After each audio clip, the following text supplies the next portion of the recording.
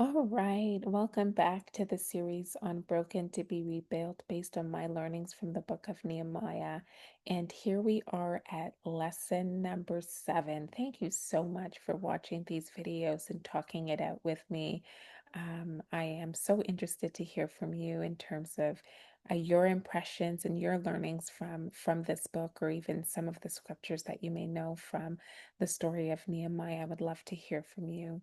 All right, this is lesson 7, and so the wall is rebuilt, and it's time to dedicate the wall and celebrate.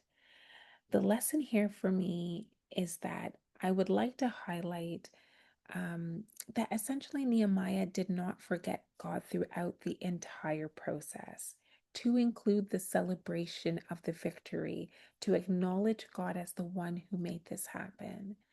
So essentially, what I'd like to say here is that I learned that when what was once broken has been rebuilt. In other words, when your prayers have been answered, when you've received your deliverance, when you have the victory, it is essential to give thanks and to remember God in your victories, and not necessarily just in the immediate moment when the victory, the deliverance, the blessing is fresh. Rather, that this is an ongoing memory and acknowledgement of God for this breakthrough.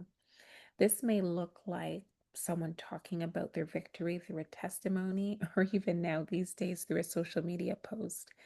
Remember God in your victories, I think, builds an inventory of God's deliverance, and it gives you a point of reference of your relationship with God that can be used to help in other seasons or to help others.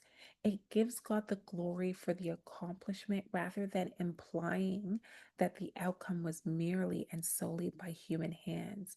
And it provides a testimony to others to know God and or to be encouraged.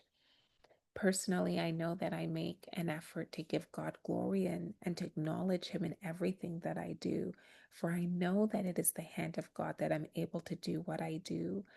And I thank Him in prayer, in writing my journal, and how I steward His blessings, how I steward my gifts and what He has given to me.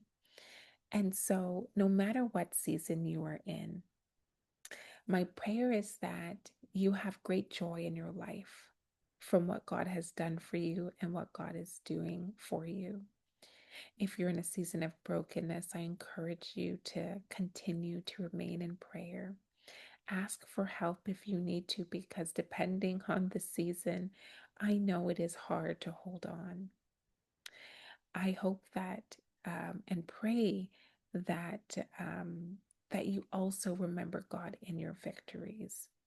And so this is actually really a very short video. I think it's the shortest video of the lessons here. And so I'd like to thank you for watching all of these videos and for sharing your feedback. You may email me on the contact me option on my website and send me an email. Thank you again for coming along on this journey on talking it out on the book of Nehemiah.